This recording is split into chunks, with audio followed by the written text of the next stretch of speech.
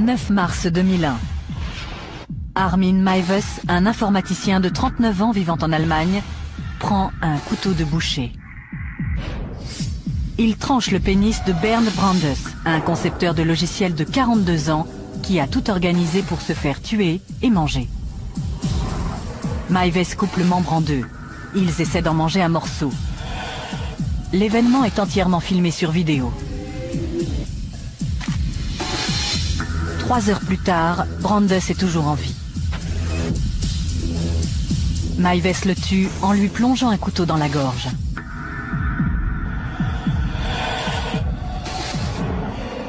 Au cours de l'année, il mangera 20 kilos de la chair de Brandes avant de passer volontairement aux aveux. Pour ces deux hommes, c'était le summum de l'expérience érotique. L'atroce apogée d'une aventure passionnée et tordue.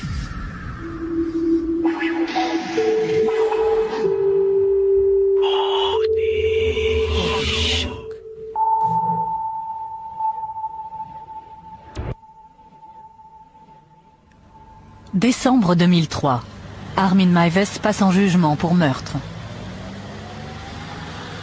Il n'a jamais nié le crime, mais l'affaire est spéciale car il semble l'avoir fait pour sa satisfaction sexuelle. Et il affirme qu'il ne devrait pas être condamné, car sa victime était consentante. Un juge doit déterminer comment et pourquoi ces événements se sont produits. Est-ce un crime que Meiwes devait fatalement commettre ? Ou bien a-t-il cédé à l'exigence de Brandes d'être mutilé de la pire manière imaginable ?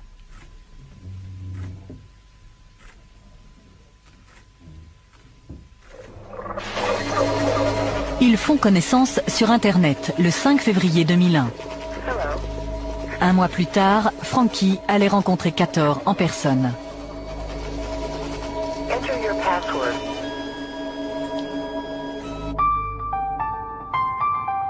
Armin Meiwes a passé la plus grande partie de sa vie dans le petit village rural de Wüstefeld.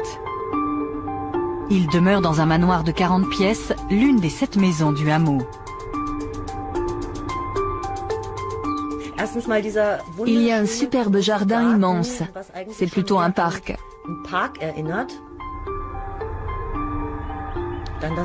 Et la maison a plus de 700 ans.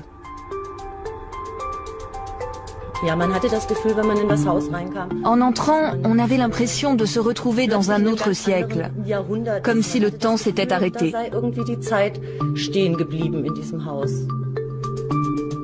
Meiwes a 8 ans en 1969 lorsque son père abandonne la famille. Peu après, ses frères déménagent. Il vit alors seul avec sa mère, Waltraud. Elle va dominer sa vie. Sa mère l'aimait beaucoup, mais elle l'exprimait d'une manière très envahissante.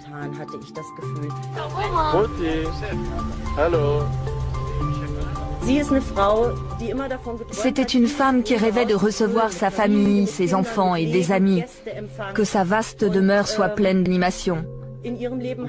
Mais ça ne s'était pas passé ainsi dans sa vie. Elle était seule, ses 2 fils aînés étaient partis et elle n'avait qu'Armin qui devait accepter tout son amour. Très tôt, étouffé par les attentions de sa mère et connaissant peu de monde, Armin se met à rêver. Il s'invente un petit frère imaginaire, Frankie.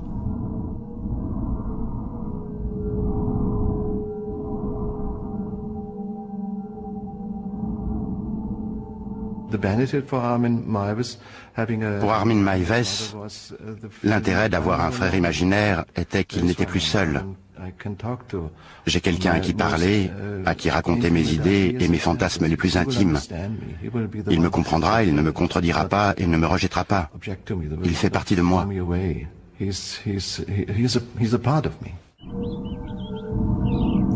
Il crée ses propres contes de fées, dont il dit qu'il se les rappelle encore parfaitement.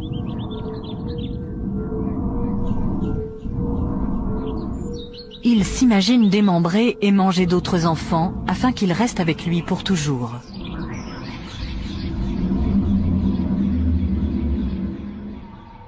Pendant son adolescence, Meiwes demeure le serviteur dévoué de sa mère. Certains commencent à remarquer son absence de la vie du village. Quand nous avons commencé à aller en boîte, vers 15 ans et jusqu'à 18-19 ans, je ne voyais pas beaucoup Armin. Et je ne l'avais pas remarqué parce qu'il ne faisait pas partie de notre bande de copains. Quand nous sortions, il ne venait pas. Il restait toujours chez lui, vêtu des mêmes vieux vêtements. C'était comme ça, il vivait retiré dans sa maison.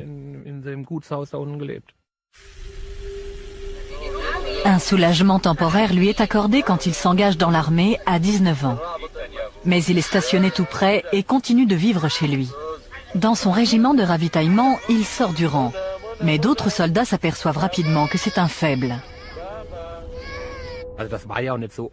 Il n'était pas si évident qu'il avait du mal à s'affirmer.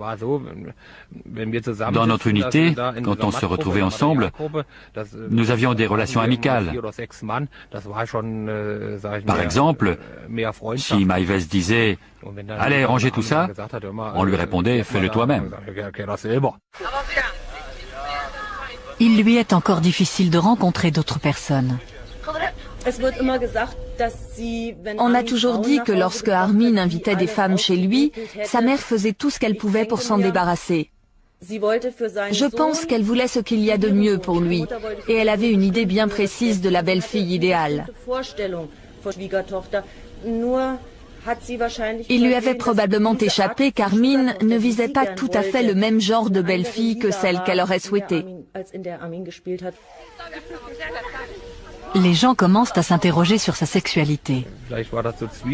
Il ne le savait peut-être pas vraiment lui-même. Un jour, il m'a demandé si je pensais aussi qu'il était homosexuel. Des rumeurs couraient dans la caserne et les gens racontaient qu'un homme l'avait embrassé sur la joue. Je l'ai entendu dire, mais je n'étais pas présent. Je lui ai donc répondu, « Armin, c'est à toi de déterminer par quel sexe tu es attiré. » À ce moment-là, sa mère est clouée au lit et de plus en plus dépendante de lui. Mais il finit par trouver un moyen de s'échapper, et il en fait des films.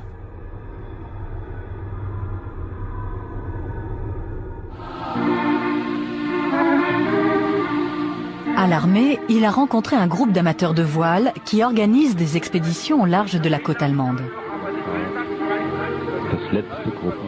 Armin fait sa première croisière en 1991. Il dit à sa mère que l'armée l'envoie dans un camp d'entraînement pour 2 semaines.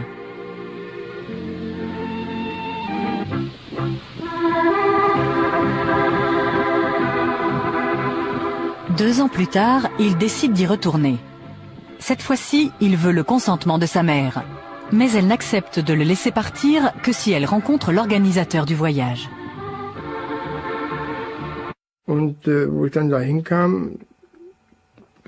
Quand je suis arrivé chez lui, je me suis dit, mon Dieu, où suis-je?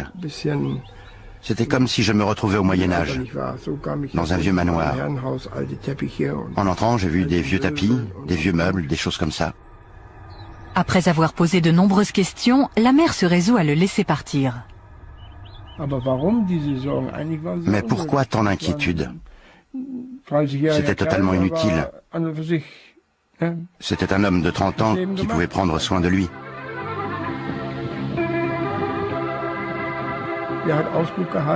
Il faisait le guet, il s'occupait des voiles, et toutes les corvées qu'on doit faire à bord, il les faisait avec joie, une vraie joie.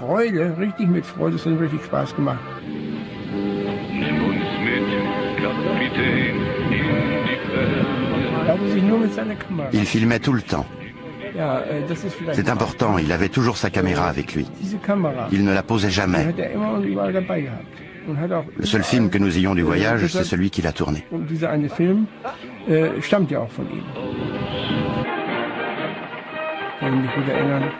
Quand nous nous reposions, il préparait des pâtes. Il adorait ça. Mais en fait, il ne mangeait pas beaucoup. Mais sa mère ne quitte jamais longtemps ses pensées.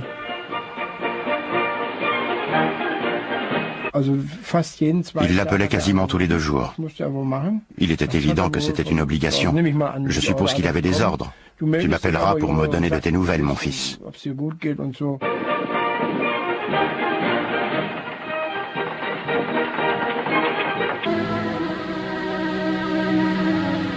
Après des années sans changement, en septembre 1999, sa vie est bouleversée.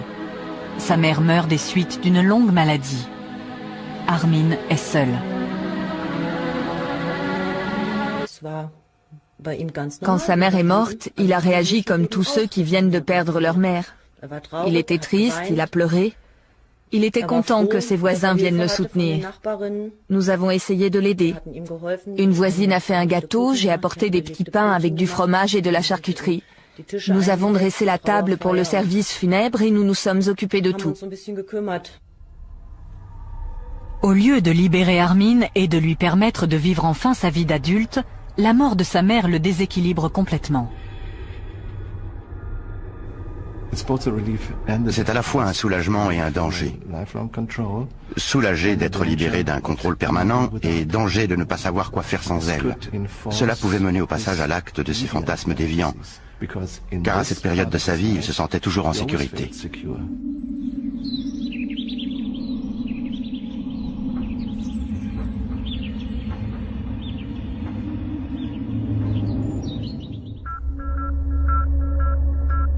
Bernd Brandes disparaît le 9 mars 2001.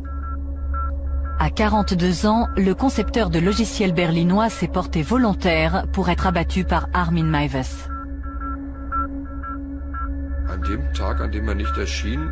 Le jour où il ne s'est pas présenté au travail, nous ne nous sommes pas trop inquiétés. Il n'était pas inhabituel qu'un collègue soit un peu en retard. Mais quand nous sommes partis déjeuner et qu'il n'était toujours pas là, nous avons commencé à attendre qu'il nous appelle. Sur son répondeur, une voix d'homme lui demandait de rentrer le plus vite possible. Et le ton était très malheureux. Je ne savais pas du tout qui c'était.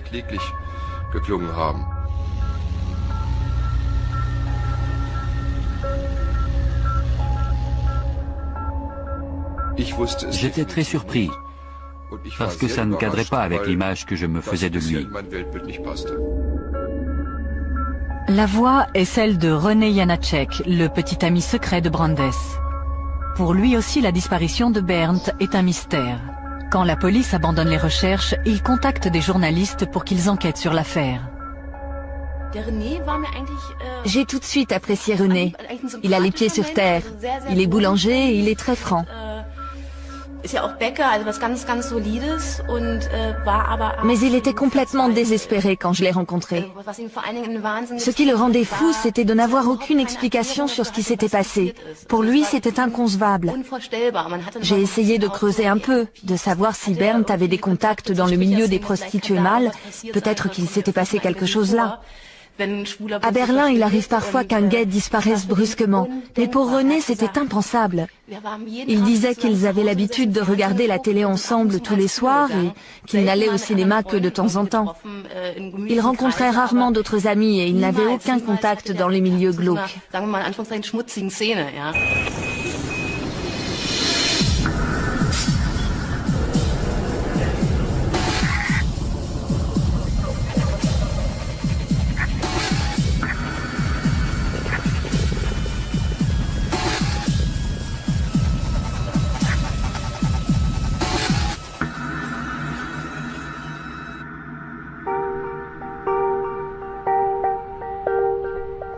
Avant sa disparition, cela faisait 15 ans que Brandes travaillait chez Siemens.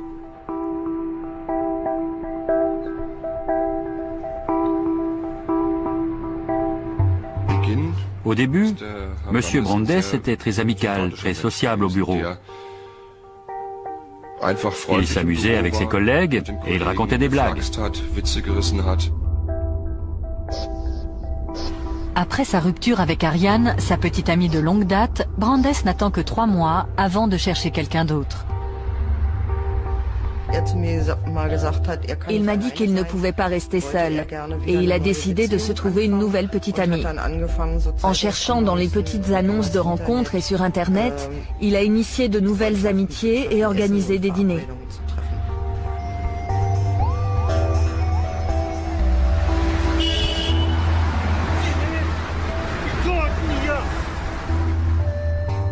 Atteignant les 40 ans, Brandes a peur de perdre son attrait sexuel. il se réinvente et se met au sport de manière obsessionnelle. Il ne cesse de raconter à ses collègues comment il a transformé sa bedaine en tablette de chocolat. Quand il remarque un début de calvitie, il se rase la tête.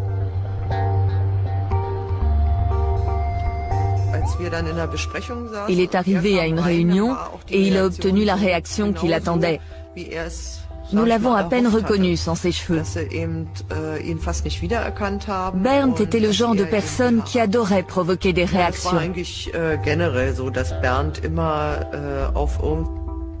Plus tard, au fil du temps et jusqu'à sa disparition, et alors que nous continuions à travailler ensemble, son comportement m'a semblé de plus en plus négatif. Dans sa quête de sensations, Brandes devient de plus en plus excentrique. Il dépense 3 000 € pour faire venir du Nigeria une fille trouvée par une petite annonce. Mais lorsqu'il va la chercher à l'aéroport, c'est la déception. Elle n'est jamais arrivée. Et il a découvert qu'une autre personne attendait la fille et qu'elle l'avait également payée.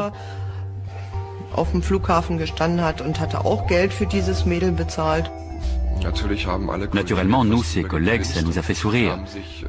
Nous pensions, comment peut-on envoyer de l'argent comme ça? Mais il était très irrité, très en colère. Il était tellement furieux qu'il nous a annoncé qu'il allait peut-être aller là-bas pour voir ce qu'était devenu son argent. Il disait que c'était vraiment incorrect. Ses efforts pour pimenter sa vie sont enfin récompensés lorsqu'il rencontre une femme nommée Alexandra. Elle était encore plus farfelue. Elle faisait du parachutisme et elle a tenté de le persuader d'essayer. Elle faisait aussi du roller avec lui. Mais au bout de quelques mois, sa relation avec Alexandra s'étiole. Il a une nouvelle passion. Bernd parlait tout le temps de son amour pour son ordinateur. C'était un vrai fou de PC. Il parlait des systèmes qu'il avait créés chez lui et de ce qu'il faisait. Il surfait beaucoup sur Internet.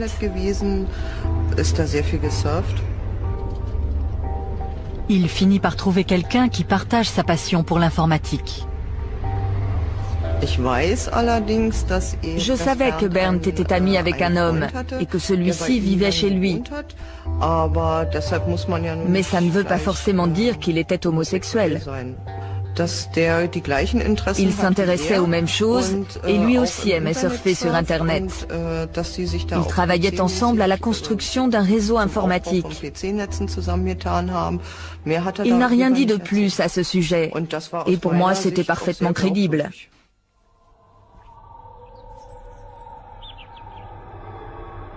L'année qui suit la mort de sa mère, Armin Meiwes quitte l'armée et commence à travailler comme informaticien dans la ville voisine de Rothenburg. Le temps qu'il consacrait auparavant à sa mère, il le passe maintenant à aider les gens du village. Je me souviens d'une nuit où mon ordinateur s'est bloqué. Je l'ai appelé après minuit en hurlant « Viens tout de suite, fais quelque chose pour mon ordinateur ». 3 minutes plus tard, il était là.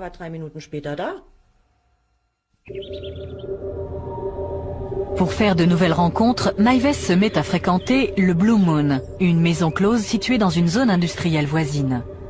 Mais à la fin de la nuit, on le trouve souvent endormi au bar, seul. Physiquement, ce n'était pas le mâle dominant parmi d'autres mâles. Son apparence donnait l'impression qu'il était homosexuel.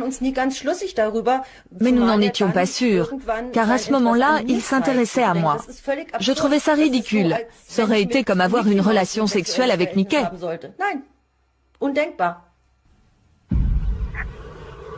Meiwes affirme avoir rencontré de nombreuses femmes, mais au village, on ne l'a jamais vu avec quelqu'un. Il m'a dit qu'il était fiancé avec une fille de Kassel. Je lui ai répondu en plaisantant, « Armin, qui pourrais-tu vraiment ramener dans la maison de Wüstefeld? Jamais je n'aurais osé amener une fille dans cet endroit. »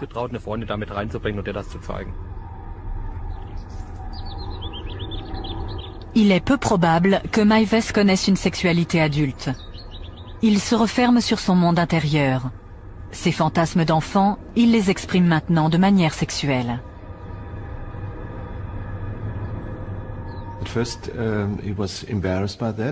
Au début, ça le gênait. Il avait peut-être l'impression qu'ils étaient deux, que deux personnes cohabitaient en lui. Ça ne fait pas partie de moi, ces fantasmes viennent d'ailleurs, d'un fantôme très méchant peut-être. Mais plus il y pensait, plus il lisait sur ce sujet, plus il voyait de films qui en parlaient, plus il l'intégrait dans sa vie. Lorsqu'on en arrive à des comportements extrêmes, comme le fétichisme, on ne peut pas dire que ce soit lié de près à l'éducation de la personne. Parfois, ça peut être relié à une expérience que cette personne a vécue et qui n'a rien à voir avec son éducation. Nous pouvons comprendre de nombreuses formes de fétichisme ou des choses qui s'y rattachent. Par exemple, bien des gens comprennent que les chaussures peuvent être sympas et nous admettons qu'on puisse les trouver très très sympas. Psychologiquement, cela s'explique par le fait que tout peut devenir objet d'excitation sexuelle. Vous apprenez qu'il existe dans le monde une chose qui vous excite sexuellement, vous et personne d'autre. Il installe un ordinateur chez lui et se connecte à des forums de discussion cannibales. Il y trouve des centaines de gens apparemment sur la même longueur d'onde.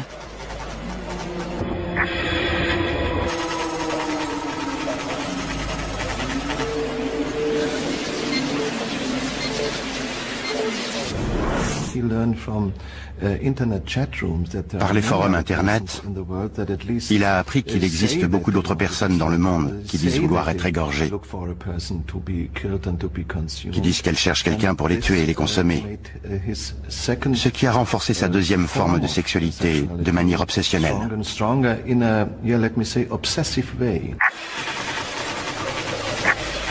Maives envoie un message sous le pseudonyme de Frankie.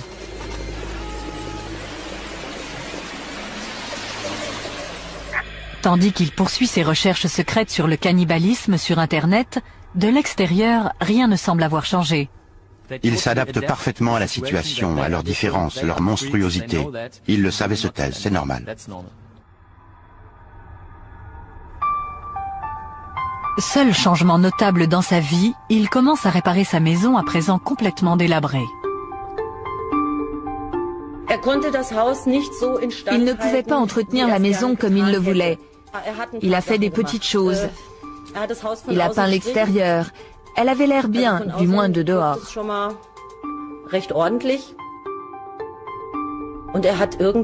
Ensuite, il a installé des lavabos et des toilettes dans les chambres du haut.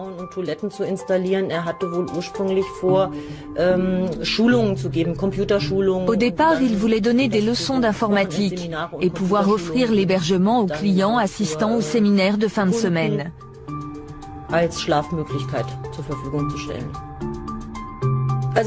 Franchement, je dois dire que la maison avait besoin d'être rénovée de fond en comble. Mais ces travaux ne servent pas seulement à rendre la maison plus confortable.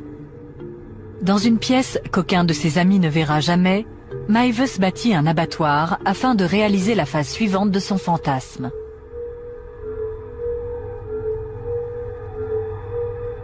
Il construit une cage.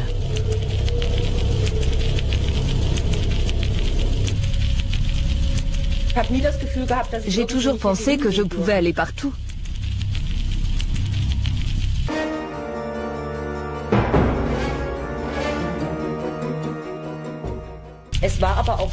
Il est vrai qu'il ne vivait qu'en bas.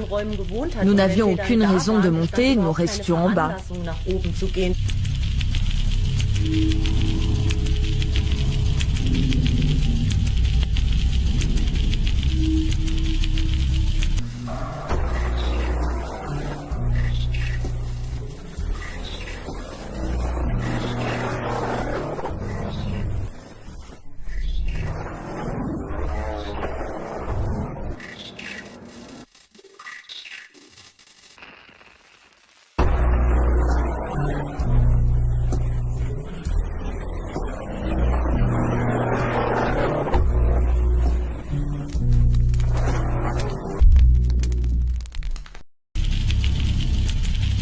il expose des photos de son œuvre sur Internet. Au cours de l'année suivante, il commence à attirer l'attention. Certains veulent juste discuter boucherie. D'autres veulent voir son abattoir. Quand des gens viennent le voir chez lui, Meiwes dessine des lignes sur leur corps, là où il dit qu'il inciserait. Il les suspend par les pieds grâce à une poulie fixée au plafond. Mais il s'aperçoit que rares sont ceux qui veulent pousser leur fantasme au-delà du jeu de rôle. Tous repartent indemnes.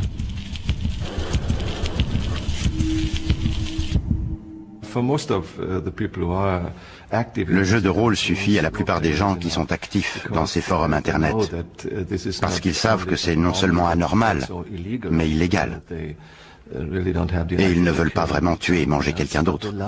Ils aiment le fantasme, mais ce n'est qu'un jeu.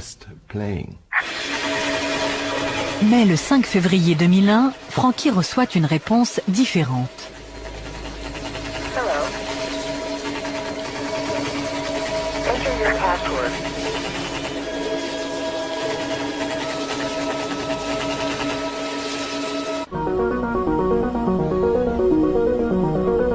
L'année précédant sa disparition voit un changement radical dans la vie de Bernd Brandes. Il s'installe avec René Janacek, un boulanger qu'il a rencontré par les petites annonces.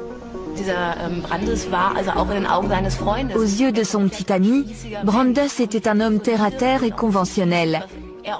Parfaitement solide et assez conservateur, mais c'était ce qui lui plaisait chez lui. René avait bien 10 ans de moins, et Brandes lui donnait une forme de stabilité parce qu'il était digne de confiance et ne ressemblait à personne dans le milieu gai si volage de Berlin. Il ressemblait plus à certains de ces types bien qui le fréquentent aussi et qui sont souvent extrêmement sérieux.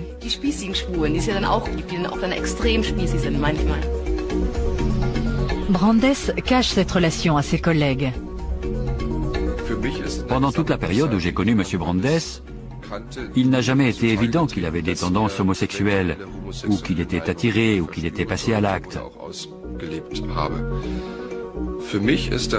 Pour moi, M. Brandes a toujours été un hétérosexuel qui étalait toutes ses expériences et se vantait de ses exploits auprès des autres hommes.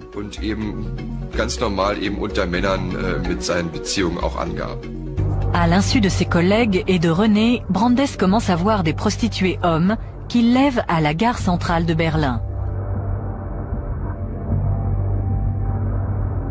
Il leur demande de le fouetter jusqu'au sang. Plus d'une fois, il leur demande de lui croquer le pénis. Il offre des milliers d'euros. Aucun prostitué n'accepte. Il va chercher plus loin la satisfaction de ses désirs masochistes. Il découvre les forums cannibales et s'inscrit sous le nom de Cator. À mon avis, afficher des messages sur ce genre de site internet n'est pas le signe d'un comportement sexuel normal. Mais ça n'a rien de vraiment inquiétant, si on le fait juste pour s'amuser.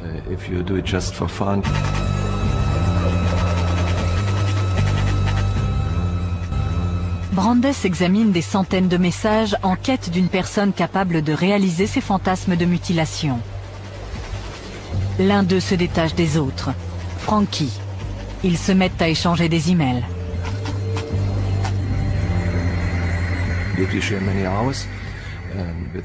Si on passe de nombreuses heures devant son ordinateur pour trouver des gens avec qui partager ses fantasmes obscènes, je pense qu'on a un problème. Un mois à peine après la rencontre internet de Frankie et de Cator, les deux hommes organisent en détail la réalisation de leurs fantasmes. Comme d'habitude, Brandes part tôt de chez lui, comme s'il allait travailler. René dort encore. Il se rend à la gare centrale de Berlin. Il achète un billet pour Kassel, à l'autre bout de l'Allemagne. Aller simple. Il paye en espèces afin que personne ne puisse reconstituer son voyage.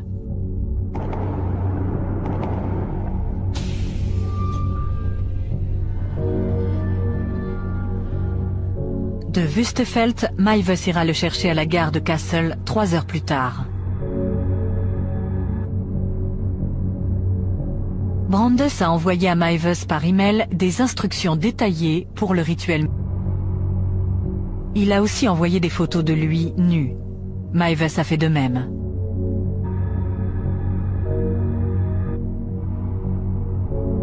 Le matin, Brandes efface de son ordinateur tout ce qui pourrait révéler sa destination. On ne l'attendra pas au bureau. Il a pris un jour de congé. Il a fait exprès de ne pas manger, afin que ses intestins soient vides. Selon les sites cannibales, ça rendra l'exécution plus facile et sa chair plus savoureuse.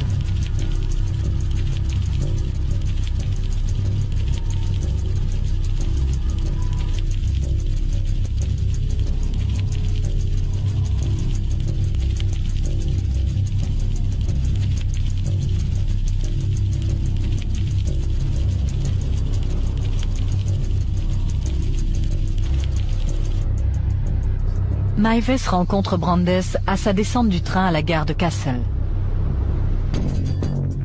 Ils repartent vers Wüstefeld.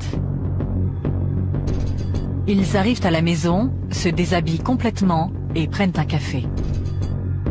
Ils montent inspecter l'abattoir. Avec un volontaire sérieux et déterminé, Meiwes a enfin la chance de réaliser ses fantasmes.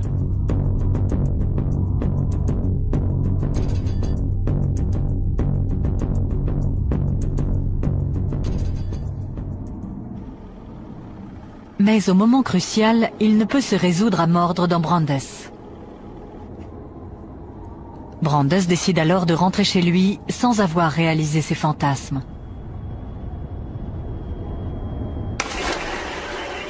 Mais il ne reprendra pas le train pour Berlin. Meiwes affirme que Brandes l'a supplié de réessayer. Meiwes le convainc que cette fois, il sera capable d'aller jusqu'au bout.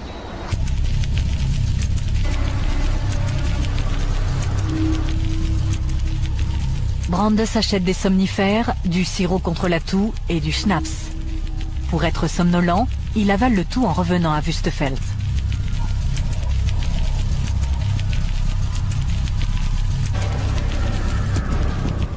De retour à la maison, Meiwes prépare sa caméra vidéo afin de filmer le rituel. Il tranche le pénis de Brandes. Il le coupe en deux pour qu'ils puissent en manger chacun un morceau. Mais il est trop dur. Meiwes descend le faire cuire à la cuisine tandis que Brandes entre dans la baignoire.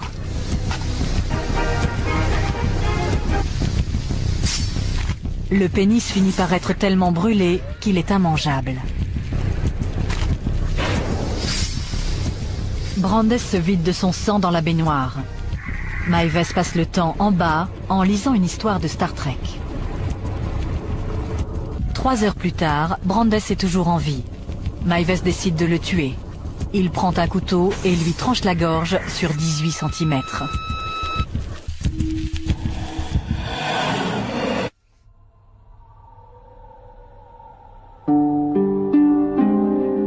Meiwes enterre la peau et les entrailles dans son jardin.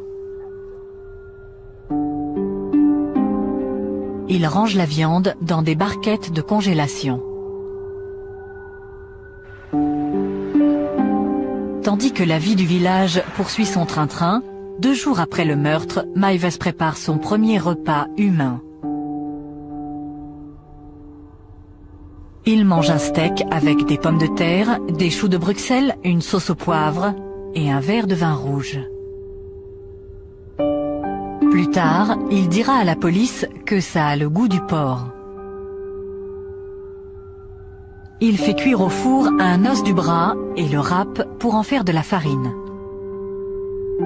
Il met le pied de Brandes sur un plateau et le décore. Il racontera qu'il a ressenti sa première excitation sexuelle en se masturbant devant la vidéo du meurtre.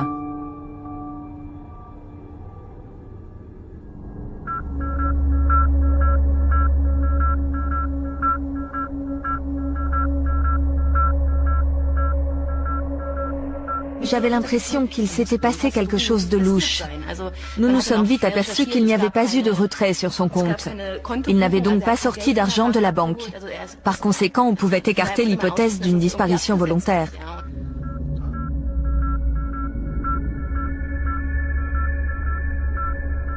D'autres indices font surface. Un ami de René se souvient avoir vu Brandes dans une gare de Berlin le jour de sa disparition. Nous sommes allés à la gare de Charlottenburg et nous nous sommes dit, nous sommes là. Qu'est-ce qu'on peut bien faire à partir d'ici? Où peut-on aller? Nous avons tenté de reconstituer les faits. Y a-t-il un endroit près d'ici d'où on peut sauter? Nous étions tous deux complètement perdus et René était désespéré parce que ça n'avait aucun sens.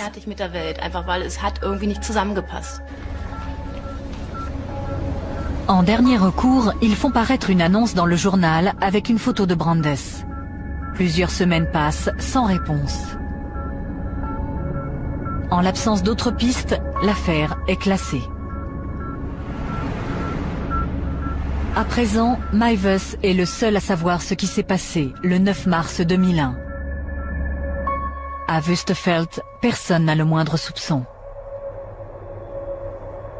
De l'extérieur, les gens ne se rendront peut-être jamais compte que le fantasme est devenu réalité, parce qu'ils n'ont jamais su qu'il y avait un fantasme. Donc, d'un côté, la personne qui commet le crime ou réalise le fantasme a l'habitude de garder le plus grand silence et de ne jamais montrer le moindre signe de cet accomplissement. Et de l'autre, les gens ne s'aperçoivent pas du changement, parce qu'il n'y a probablement pas grand changement. Au cours des mois suivants, Meiwes continue à cuisiner et à manger la chair de Brandes. Mais ses fantasmes sont réalisés et il est à nouveau seul. Il se retrouvait le même qu'avant. Il se retrouvait seul. Il n'avait pas de partenaire. Et il avait toujours ses rêves. Et c'est une sorte d'obsession, comme un alcoolique qui dit qu'il ne boira plus jamais. Mais des mois ou des années plus tard, il se remet à boire. Et tout ce qu'il a pu dire n'est rien, parce que cette obsession, cette dépendance fait toujours partie de sa personnalité. C'est pareil avec un cannibale.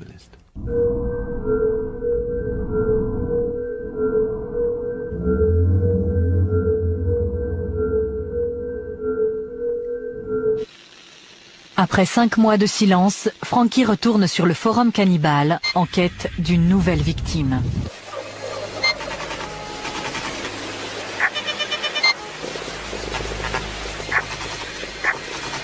Pour convaincre de son sérieux, il donne des détails sur son crime.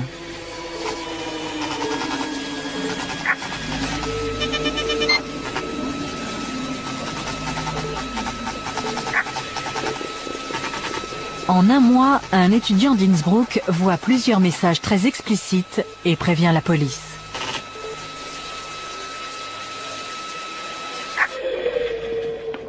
À 8h45, le 10 décembre 2002, près de 2 ans après le meurtre, 7 agents de police se présentent chez Meiwes. Il est mis en examen pour glorification de la violence.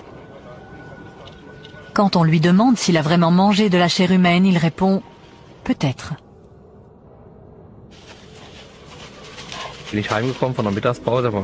Pendant ma pause déjeuner, je suis rentré à la maison vers midi. Il y avait une petite pelleteuse à l'œuvre dans le jardin. Il y avait une barrière devant la maison et la police était là. Je suis rentré et j'ai demandé à ma femme « Que se passe-t-il chez Armin ?» Il y a une barrière, la police et une pelleteuse. Et comme il gardait un Rottweiler pour un ami, notre première pensée a été qu'il s'était fait dévorer par le chien.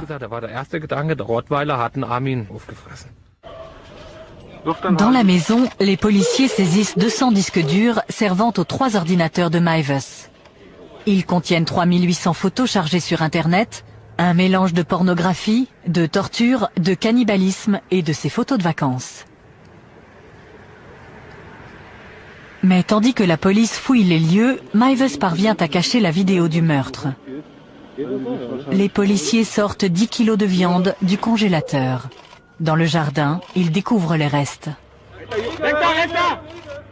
Ils sont envoyés à un laboratoire de police scientifique pour faire confirmer leur origine humaine. Mais comme les résultats ne seront pas disponibles avant 24 heures, Maives est relâché, tandis que la police cherche d'autres preuves. Il appelle son avocat dans la ville voisine de Rothenburg et avoue. Dans l'après-midi, quand je suis rentré vers 3h30, tout avait été dévoilé. On avait annoncé qu'un cannibale de Rothenburg avait mangé quelqu'un. Ce n'était donc pas le Rottweiler qui avait mangé Armin, mais Armin qui avait dévoré un autre homme. Maives révèle à la police l'endroit où il a caché la bande vidéo compromettante. Une telle animation dans le village fait courir la rumeur. Journalistes et équipes de télé se précipitent au manoir. Faire la une avec des histoires sanguinaires est très mauvais pour nous. Nous devions donc essayer d'en parler de manière délicate. Les gens se demandaient comment ils avaient pu ne rien remarquer. Je l'ai appris au téléphone par une amie. Tu es allé à Wüstefeld aujourd'hui? Puis elle a dit d'une voix très bizarre, Armin a tué quelqu'un. J'ai pensé qu'il avait eu un accident et que malheureusement quelqu'un était mort. Ça a été ma première pensée, parce qu'Armin était la personne la plus gentille du monde. Les autres marins l'ont appris et m'ont appelé pour me demander si c'était vrai que c'était Armin. J'ai dit oui, ça me dépasse complètement. Il était si ouvert, si amical, si poli. On ne peut pas le dire autrement. C'était comme ça. Je pourrais presque le dire encore aujourd'hui.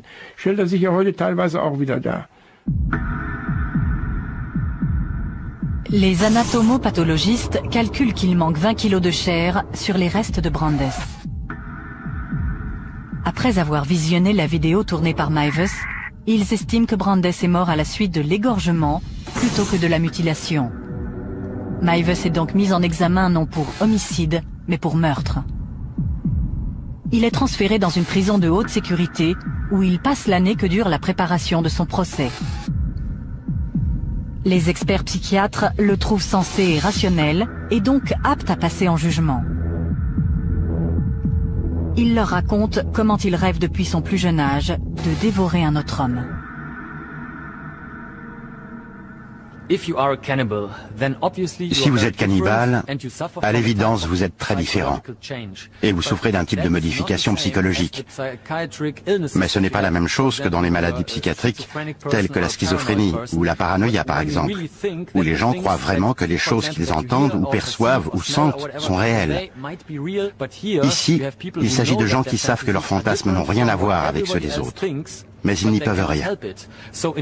Donc, dans un sens, ils sont différents. Mais ils ne souffrent pas du type de maladie mentale extrêmement grave que nous remarquerions immédiatement dans la rue. C'est aussi l'une des raisons pour lesquelles personne ne voit qu'ils ont des fantasmes cannibales ou zoophiles ou autres. Ça ne se voit pas. Maives dit également au psychiatre qu'il a l'impression d'avoir absorbé la virilité de Brandes, et même ses capacités, comme celle de parler anglais. À Berlin, on n'a eu aucune nouvelle de Brandes depuis sa disparition 18 mois plus tôt. Et soudain, son visage réapparaît aux informations.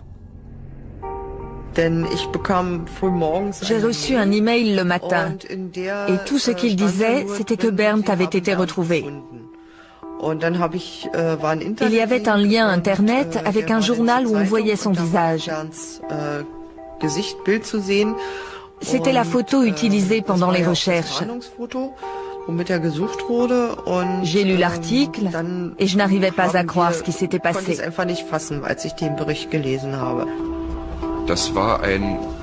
C'était un Bernd Brandes complètement différent de celui que nous connaissions. Nous ne l'aurions jamais imaginé comme ça. Ça ne nous aurait jamais traversé l'esprit.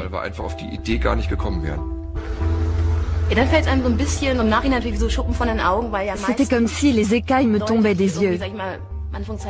Il arrive souvent que des gens qui ont des tendances perverses semblent parfaitement normaux et ordinaires au monde extérieur. On se dit alors que la réalité est complexe.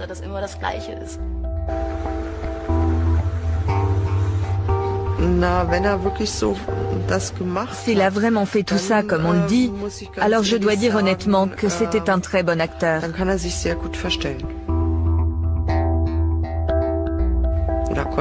Bernd devait avoir une double personnalité.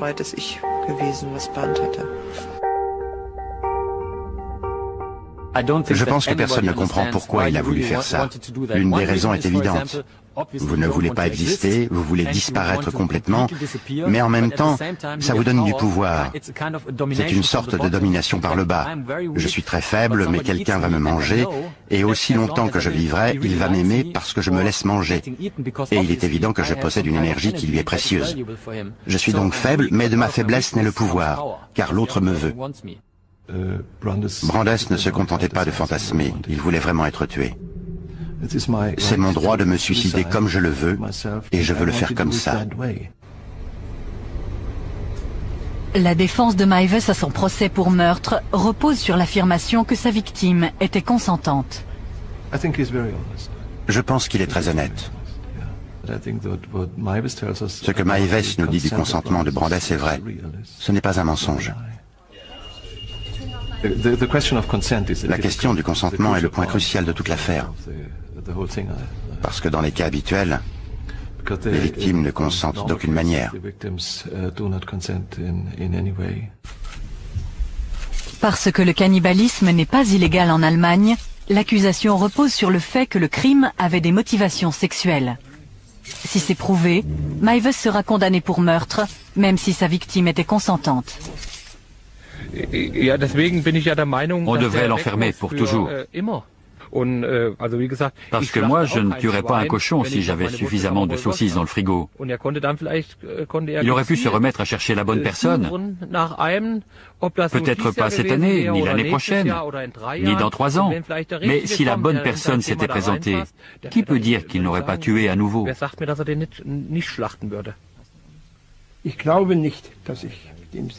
Je ne pense pas que je retournerai faire de la voile avec lui. Parce que j'ai perdu confiance. Pas un peu, mais complètement. Je ne sais pas si je pourrais trouver d'autres marins pour partir en mer et l'aider à se réinsérer. Peut-être qu'on y retournera une fois et on verra ce qui se passe. Avec 4 hommes en face de lui à bord, nous serons plus forts que lui et nous pourrons le surveiller. Et si le pire devait arriver, nous pourrions toujours le jeter par-dessus bord. Ce serait le moyen le plus simple d'en finir avec lui. La société ne peut pas vivre avec des gens qui ont ces perversions sexuelles. C'est sa manière de faire l'amour. C'est comme ça qu'il veut faire l'amour. Et c'est un trouble psychique. Les gens qui souffrent de perversion ne peuvent pas contrôler leurs pulsions. Ils ne peuvent même pas s'empêcher d'y penser. Ils ne peuvent pas se dire « je veux m'endormir, je ne veux plus y penser ».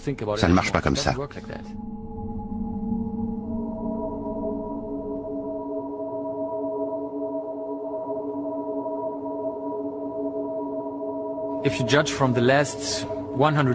Si l'on en juge par les 100 dernières années, il est peu probable que ça se reproduise en Allemagne au cours de notre vie. Mais c'est possible.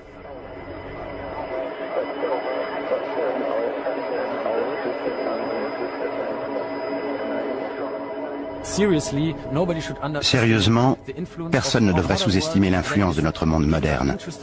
Les gens s'intéressent à des sous-cultures, ils sont passionnés par les extrêmes. Il n'y a plus de limites.